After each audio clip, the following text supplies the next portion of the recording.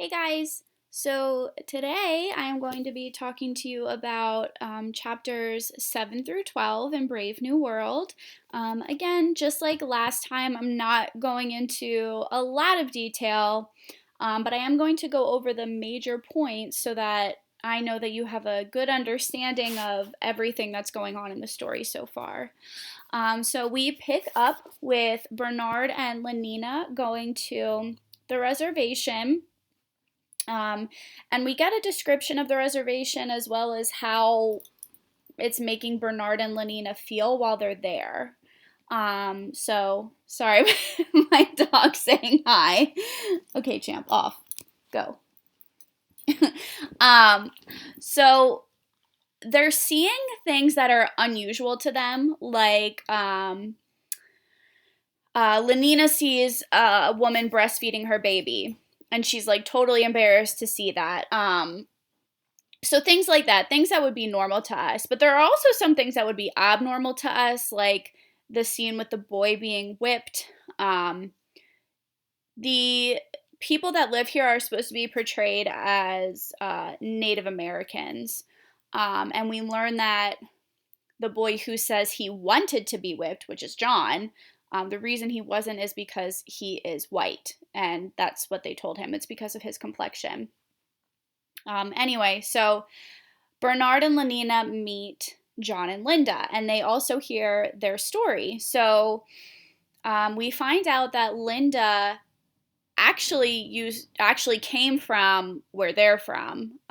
She was a beta. She worked in the fertility room, so she's familiar with all of that. We learn that she was at the reservation with somebody who she calls Tomakin, and she fell down and hurt herself. When she woke up, he wasn't there. Excuse me. So she just assumes that he left her there, which he did. He left her there. At the time, she was also pregnant. And in Brave New World, when you're pregnant, you can just terminate the pregnancy because that's not how children are born. Children are not born, they are made.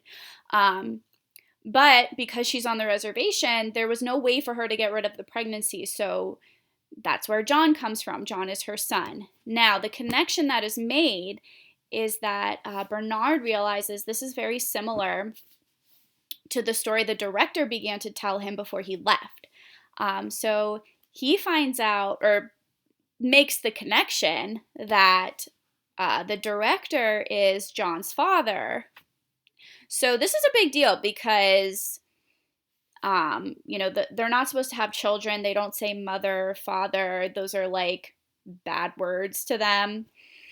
So Bernard brings John and Linda back with him and Lenina. And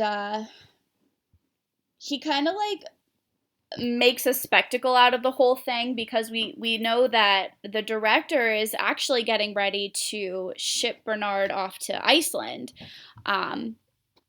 for going against society, basically. And before he can do that, Bernard brings in John and Linda, and, John calls the director father, and everybody that's in this room thinks it's hilarious. They're dying of laughter. So this leads to the director then eventually resigning. But for now, Bernard is safe. He is not sent to Iceland, and he is just basically watching over what they call the savage, and that's John. People are not interested in seeing Linda because she's old. It's unusual for them to see old people because they have the technology to keep people looking young basically until they're about 60, and then they just let them go. So nobody there is really used to seeing what an older person looks like physically. So again, nobody wants to see Linda. She's taking a lot of soma, and the doctor says it will eventually kill her, but that's okay because she's living her life pleasantly before that happens. Now, Bernard is basically using John as a pawn. I don't know if that's the word I want to use.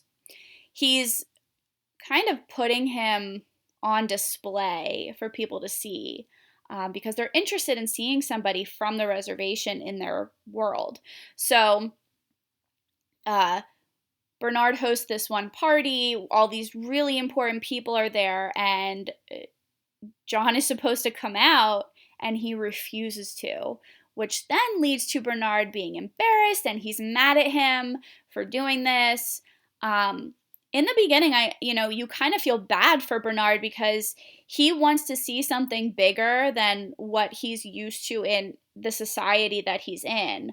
And now he's kind of acting arrogant in a sense with having John and having this information against the director. And, it really affects his personality and his character traits. But anyway, so he gets very upset about that. We learn that Lenina likes John. John likes Lenina, but the way that they feel about each other is different because they grew up differently. So, whereas John would be more respectful as, not taking advantage of her, she doesn't understand why, he's being so cold and distant in her mind.